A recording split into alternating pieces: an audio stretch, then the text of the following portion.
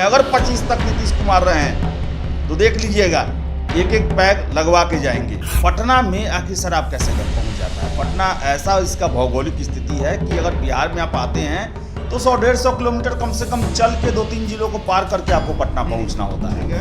फिर 2-3 जिलों की पुलिस क्या करती है? पटना में लाखों लाख रुपए की खेप पकड़े जाते हैं। ये उन्होंने मान लिया कि सबसे बड़का धंधेबाज सब पटने में बैठा हुआ है और हम उसको नहीं पकड़ पाए। जहाँ पर डीजीपी रहते हैं, जहाँ पर मुख्यमंत्री रहते हैं, जहाँ पर चीफ सेक्रेटरी रहते हैं, गृह सचिव रहते हैं, मद्य निषेध के सचिव रहते हैं, उस जिले में, जिला नहीं उस शहर को ये लोग शराब मुक्त नहीं बना पाया। और नीतीश कुमार जी डीएम एसपी से कहते हैं पकड़िएगा ना, मीन्स इसका मतलब है क्या वो फोन पर आपके आदेश पर बात अब नहीं मानते हैं? नीतीश जी आप तो पटना के डीएम एसपी से मंच पर बुला के ये कह रहे हैं पकड़िएगा कि नहीं पकड़िएगा, और मैंने आपको पिछले साल पटना का ही टास्क दिया था कि पटना को ही आप ड्राई सिटी बना कर दिखाइए, और वो आप सिद्ध कर दिए कि नहीं बन पाया। पटना भी छोड़िए, आपका जहां आवास है उस आवास के 1 किलोमीटर रेडियस यानी बिहार का जो लुटियंस जोन है जहां पर नेता मंत्री सचिव अफसर बैठते हैं, उस 1 किलोमीटर रेडियस को ही ड्राई जोन बना दीजिए। मैं तभी मान जाऊंगा कि शराबबंदी सफल है। आपके यहाँ तो डीएमएसपी थानेदार की पोस्टिंग, मेन जगहों पर पोस्टिंग जो है वो शराब के खपत के हिसाब से खबरें आती है। सुप्रीम कोर्ट भी ये बात कह चुका है, हाई कोर्ट भी कई बार इस पर टिप्पणी कर चुका कि पोस्टिंग जो है वो शराब के खपत और शराब के व्यापार को लेकर होता है। आप देखिए, इस वीडियो में हम शराबबंदी पर बात करेंगे, थोड़ा हास्यास्पद बात भी हो सकता है लेकिन वास्तविकता इस वीडियो में रहेगा। सवाल हमारा रहेगा आपसे, यानी जो हमारे दर्शक हैं द बिहार टॉप के, जो दर्शक हैं आदेशपुरी और उदित तारियन के, उनसे यह सवाल रहेगा। पिछले 1.5 सालों से हमारे वो व्यूअर्स जो हमको लगातार देखते हैं, लगातार फॉलो करते हैं, हम शराबबंदी पर जब भी चर्चा करते हैं एक सवाल हम करते हैं कि क्या नीतीश कुमार बिहार की गद्दी से जाते जाते बिहारियों को कहीं 2-2 घूंट पिलाकर तो नहीं जाएंगे। ये चर्चा अब इसलिए हम कर रहे हैं, 6 साल बीत चुके हैं शराबबंदी को, और 6 साल में बिहार ने शराबबंदी के अलग अलग दौर को देखा, अलग अलग युग को देखा। युग 12 साल का होता है लेकिन शराबबंदी के 6 साल में ही कई युग बीत गया। लगातार हम ये बातें करते रहते हैं कि अलग अलग तरह के प्रावधान, नियम, कसम, वादा और न जाने क्या क्या, हेलीकॉप्टर से शराब खुजवाना, कुत्तों से शराब खुजवाना, प्राइमरी शिक्षकों से शराब खुजवाना, और ईश्वर जाने अभी नीतीश कुमार के दिमाग में क्या चल रहा होगा कि और किन किन हथकंडों को अपनाएंगे वो शराबबंदी को सफल बनाने के लिए। लेकिन आज 6 साल बीतने के बाद एक पत्रकार होने के नाते हम ये बात दावे के साथ कह सकते हैं कि बिहार का शराबबंदी असफल है, और अब तो नीतीश कुमार भी मंच से ये बात कहने लगे हैं। आदेश जी, नीतीश कुमार अभी मंच से कह रहे थे बुलाकर अधिकारियों को कि पूरे बिहार का जो शराब का जो मतलब आप कह सकते हैं नेक्सस है वो राजधानी पटना में है। मुझे याद है हम लोग द इंडिया टॉप में थे उस समय, साल भर पहले की घटना है, नवंबर पिछले साल जब कई लोग मर रहे थे जहरीली शराब से, आपने ये बात कहा था। 16 नवंबर को मैराथन बैठक हुई थी, 1 साल और 12 दिन बीत चुका है इसको। अब बताइए कि क्या लग रहा है, अब क्या मुख्यमंत्री ढीले पड़ रहे हैं? इनकी पार्टी में तो विरोधाभास भी हुआ, उपेंद्र कुशवाहा से लेकर जीतन राम मांझी से लेकर कई दिग्गज नेता इनके गठबंधन के पार्टी के भी खिलाफ अपने बोले। क्या नीतीश कुमार अब कमजोर पड़ रहे हैं इस पहलू पर? देखिए, आपने उस बात का चर्चा किया तो मैं आपको बता दूं कि हम लोग 16 नवंबर को मैराथन बैठक हुई थी, समीक्षा बैठक, सबसे बड़ा बैठक अभी तक 1.5 साल में वही रहा है। उसके पहले ही हम लोगों ने प्रश्न उठाया था, 15 तारीख, हाँ उससे पहले भी उठाया था प्रश्न हम लोगों ने कि सब तो ठीक है, पटना में आखिर सर आप कैसे पहुंच जाता है? पटना ऐसा इसका भौगोलिक स्थिति है कि अगर बिहार में आप आते हैं तो 100-150 किलोमीटर कम से कम चल के 2-3 जिलों को पार करके आपको पटना पहुंचना होता है। फिर 2-3 जिलों की पुलिस क्या करती है? पटना में लाखों लाख रुपए की खेप पकड़े जाते हैं, शराब पीकर होटल में सभी जगह लोग पकड़े जाते हैं। और देखिए कि यही बातें 16 नवंबर के बैठक में आई जिसमें डीजीपी साहब ने कसम खाया कि हम लोग पटना को ड्राई सिटी बनाएंगे। लेकिन देखिए उसके 1 साल 12 दिन बाद, कल 1 साल 12 दिन नहीं 10 दिन, कल जो है ज्ञान भवन में सीएम साहब को पटना के एसएसपी और डीएम को बुलाना पड़ा स्टेज पर, और ये उन्होंने मान लिया कि सबसे बड़का धंधेबाज सब पटने में बैठा हुआ है और हम उसको नहीं पकड़ पाए हैं। यही डीजीपी थे जो अभी भी हैं ये। हाँ, तो बिहार में तो आप भूल जाइए कि बिहार में शराबबंदी सफल हुई कि नहीं हुई। जहां पर डीजीपी रहते हैं, जहां पर मुख्यमंत्री रहते हैं, जहां पर चीफ सेक्रेटरी रहते हैं, गृह सचिव रहते हैं, मद्य निषेध के सचिव रहते हैं, उस जिला नहीं उस शहर को ये लोग शराब मुक्त नहीं बना पाया। और नीतीश कुमार जी डीएम एसपी से कहते हैं पकड़िएगा ना, मीन्स इसका मतलब है क्या वो फोन पर आपके आदेश पर बात अब नहीं मानते हैं कि आपको उन्हें भरे स्टेज पर बुलाकर ये कहना पड़ रहा है कि पकड़िएगा कि नहीं पकड़िएगा जी। इसका मतलब है कि नहीं भी पकड़ते हैं, आदेश जाता होगा तो अनसुना कर देते होंगे, या इनके अधिकारियों को पता होगा कि ये सफल होने वाला प्रोग्राम ही नहीं है, ये बिना मतलब का जिद पकड़े हुए हैं। इससे यही बात स्पष्ट होता है। और ये भी स्पष्ट होता है कि पटना के लिए जो इन्होंने 1 साल पहले एक कसम खाया था, उस कसम का कुछ नहीं हुआ। इनके अफसर उसको ऐसी की तैसी साइड में रख दिए, भूल गए, और बिहार में ही यह असफल है। 6 साल में क्या यहाँ के अधिकारियों को, और खासकर पटना जो राजधानी है जहाँ पे खुद सीएम का निवास है, क्या बिहार के अधिकारियों को समझ नहीं आया कि पकड़ना है? मन से पूछने का तात्पर्य क्या है आखिरकार? 6 साल से तो अब यही बात कर रहे हैं, अखबार यही बात छाप रहा है, हम भी यही बात कह रहे हैं। वही तो समझ में नहीं आ रहा है कि देखिए यहाँ पर है कि जो आरोप लगता है ना कि अफसरशाही हावी है, अफसरशाही हावी है यहाँ पर। इसमें कोई जब ज़्यादा दिन तक कोई सीएम रहता है, एक ही आप अधिकारियों का एक नेक्सस बनाए हुए हैं, एक अधिकारियों का मनचाहे अधिकारियों का फौज है जो आपके पास, वही एक तरह से रूल कर रहा है। वो पता है कि उनको हमको खुश रखना है, हमको कुछ नहीं होने वाला है। और ये बात सारे लोग जानते हैं, ये बात शराब के माफिया भी जो हैं वो भी ये बात जानते हैं। और आपको बता दें कि नीतीश जी आप तो पटना के डीएम एसपी से मंच पर बुला के ये कह रहे हैं पकड़िएगा कि नहीं पकड़िएगा। और मैंने आपको पिछले साल पटना का ही टास्क दिया था कि पटना को ही आप ड्राई सिटी बना कर दिखाइए, और वो आप सिद्ध कर दिए कि नहीं बन पाया।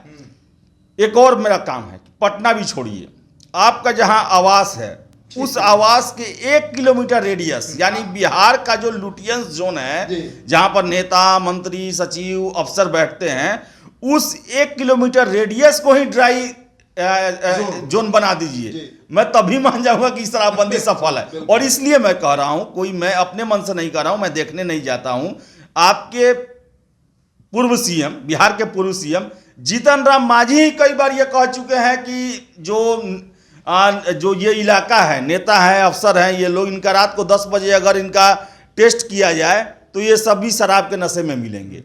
तो मैं अभी से कहता हूं कि अगर आप अपने आवास के 1 किलोमीटर रेडियस में ही ड्राई जोन बना देते हैं तो समझिए कि बिहार ड्राई स्टेट बन जाएगा, क्योंकि वही सबसे बड़ा मुश्किल है। कहा जाता है ना कि बिहार में अगर सचमुच में करप्शन खत्म करना है तो सचिवालय को आप करप्शन मुक्त कर दीजिए, पूरा बिहार जो है, बिहार से करप्शन गायब हो जाएगा। जो ईपी सेंटर है उसे वो जो है पटना का मुख्यमंत्री आवास का 1 किलोमीटर रेडियस में ही सारा चीज का ईपी सेंटर है। वहीं से स्वास्थ्य व्यवस्था गड़बड़ है, वहीं से शिक्षा व्यवस्था गड़बड़ है, वहीं से शराबबंदी में फेलियोर है, वहीं पर करप्शन भी है। मीन्स कहने का मतलब है कि अब ये भी टास्क लें कि हमें जहाँ रहते हैं उसकी 1 किलोमीटर के आसपास के इलाका को नो ड्राई जोन बनाना है। और नीतीश कुमार का ये कथन पटना में सिकोड़ कर ला देना, ये एक तरह से सरेंडर है कि बिहार में शराबबंदी जो है फेलियोर है। और ये देखिए, जब इनके पार्टी के नेता ही जब प्रश्न उठाने लगे, अब डिफेंसिव हो गया है जदयू, अब डिफेंसिव हो गया है नीतीश कुमार। और ये कहते हैं ना कि 90% करता है, 10% गड़बड़ करता है। सब चीज में 10% लोग होते हैं जो गड़बड़ करते हैं, कोई भी चीज में देख लीजिए आप। और उसी 10% को मेंटेन करने के लिए लॉ एंड ऑर्डर, पुलिस और नियम कानून बनते हैं। सामान्यतः सभी लोग जो है वो सरकार के बनाए गए नियमों को, कानूनों को 90% लोग मानते हैं, कोई इसका विरोध नहीं करता है। वही 10% होता है और सरकार का काम उसी 10% को सुधारना होता है। लेकिन यहाँ पर तो ये सरेंडर कर दिए कि 90% लोग तो ये, भाई आम आदमी को डर लगता है, उसको उतना पैसा नहीं है शराब खरीदने का। और इन्होंने ये भी स्वीकारना शुरू कर दिया कि गरीबे पकड़ाता है, अमीर नहीं पकड़ाता। यानी कि जो आरजेडी का सुर था, जो आरजेडी का शराबबंदी को लेकर कहना था कि इस शराबबंदी का शिकार गरीब बनते हैं, अमीर नहीं, ये बात अब नीतीश कुमार भी बोलने लगे हैं। लेकिन देखिए, जो ये जो इस एक्शन जो है वो अमीरों पर भी नहीं होगा। कारण क्या है, जो अमीर हैं वो माफिया हैं और वो जो है फाइनेंस करते हैं। आपके यहाँ तो डीएमएसपी थानेदार की पोस्टिंग, मेन जगहों पर पोस्टिंग जो है वो शराब के खपत के हिसाब से खबरें आती हैं। सुप्रीम कोर्ट भी ये बात कह चुका है, हाई कोर्ट भी कई बार इस पर टिप्पणी कर चुका कि पोस्टिंग जो है वो शराब के खपत और शराब के व्यापार को लेकर होता है। आप खुद मन से स्वीकार रहे हैं कि कितना पुलिस वाला पीता है और इस काम को ये करता है, तो अमीर पर कौन हाथ डालेगा? जो दुधारू गाय है आपके लिए, जो इनलीगल आपको बहुत बड़ी मात्रा में पैसा दे रहा है, वो तो अमीर माफिया ही है, उस पर तो कार्रवाई होगा ही नहीं। क्योंकि आरोप लगता है कि जदयू को भी फाइनेंस करता है वो लोग। आरोप लगता है कि कहा जाता है कि जिस दिन शराबबंदी वो खत्म जदयू खत्म, ये भी आरोप लगे हुए हैं विपक्ष के द्वारा। तो वो जो है अगर वो पैसे देते हैं तो सबको देते हैं, उस पर कार्रवाई करेगा कौन? वो तो दुधारू गाय है इनके लिए। तो देखिए, आपने जो पहला शुरुआत लाइन किया कि जाते जाते नीतीश कुमार जो हैं, देखिए जिस तरह वो बैक होना शुरू किए हैं। अगर 25 तक नीतीश कुमार रहे हैं तो देख लीजिएगा एक एक पैग लगवा के जाएंगे, ये सबको लगवा के जाएंगे। और आज जो बुराई बताते हैं वो बोलेंगे कि 20 ml पीने से जो है स्वास्थ्य अच्छा रहता है, उससे ज़्यादा नहीं पीना है, यही बोलेंगे। क्योंकि अब यू टर्न लेना शुरू कर दिया। और गांधी जी की बात करते हैं, गांधी जी के बारे में कोट करके सही बात कहते हैं कि नीतीश कुमार क्या 2016 से पहले गांधी जी को नहीं जानते थे? ये तो खुद कह रहे हैं कि महिलाओं के कहने पर हमने शराबबंदी किया, फिर हम बीच में महात्मा गांधी को कहां से लेते आते हैं? नीतीश कुमार ही हैं जो 2005 के बाद से शराब का ठेकों का विस्तार जो है वो गांव कस्बों तक किए।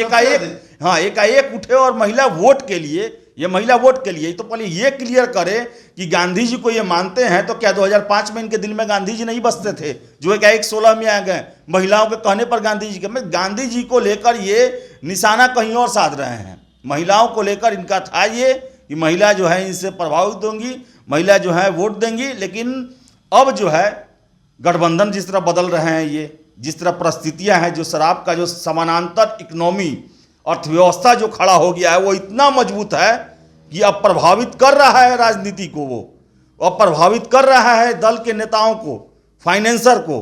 प्रधानमंत्री का चुनाव लड़ना है, पैसे की जरूरत है, तो इसलिए यू टर्न जो है वो शुरुआत हो गया है इसका। हो सकता है जो जो चुनाव नजदीक आए और इनको प्रधानमंत्री बनना है, बड़े मात्रा में पैसे की जरूरत होगी, हो सकता है कि उस शराब को लेकर ये संशोधनवादी नीति अपनाते चले जाएं। और नीतीश कुमार यू टर्न मारने के लिए विख्यात है। हो सकता है कि शराबबंदी को बाद में वो कहें कि हमारी भूल थी, या फिर शराब के फायदे गिनाने लगेंगे। तो एक सवाल है कि आपने पिछले साल यही 16 नवंबर, इसी माह के 10 दिन पहले, आप कह सकते हैं इसी महीने में 26 के 10 दिन पहले 16 तारीख को आपने कहा था कि पटना को हम ड्राई सिटी बना देंगे। आज फिर हम वही बात कह रहे हैं। उस समय भी हमने आपको यही कहा था। बिहार के मुख्यमंत्री जी, एक पत्रकार होने के नाते, एक जर्नलिस्ट होने के नाते, आज फिर हम जीतन राम मांझी, बिहार के पूर्व मुख्यमंत्री के कोट को दोहरा रहे हैं। उन्होंने कहा था कि सीएम हाउस को अगर सेंटर मान लेते हैं और वहां से 1 किलोमीटर का जो रेडियस होता है, उस रेडियस से उस रेडियस में अगर शराबबंदी पूरी तरह लागू हो गई तो पूरे बिहार में शराबबंदी सफल है, इसका मतलब। तो अब ये टास्क भी ले आप, और आपके जो अधिकारी हैं जिनको मंच पर बुलाकर आप कहते हैं कि करिएगा ना, जांच करिएगा ना, तो भाई आप सबसे पहले उस जोन को क्लियर करा दीजिए जिसकी मांग बिहार के पूर्व मुख्यमंत्री जीतन राम मांझी करते आए हैं। और एक बात और, जैसा आदेशपुरी बता रहे हैं, जैसा हमारा भी आकलन है, जैसे नीतीश कुमार के पास्ट को अगर देखा जाए तो उनके भविष्य के बारे में थोड़ा प्रेडिक्शन किया जा सकता है। इस बात को अब नकारा नहीं जा सकता है कि बड़े संशोधन हो सकते हैं बिहार में शराबबंदी को लेकर। वो दिन भी अब दूर नहीं है जब बिहार में लाइसेंस से या फिर आधार कार्ड से या और भी कई तरह के नए नियम आ जाएंगे और शायद बिहार में लाल पानी जो है वो फिर से मिलने लगे। क्योंकि वादों का क्या है, वादा तो नीतीश कुमार ने 2017 में भी किया था, उसके पहले भी किया उन्होंने, और अब 2022 में भी सरकार बदलने पे उन्होंने वादा ही किया है। चलिए इस चर्चा में आपको हम छोड़ जाते हैं। मेरा नाम उदित तारन है, मेरे साथ हमारे सहयोगी आदेशपुरी मौजूद थे। बहुत बहुत शुक्रिया।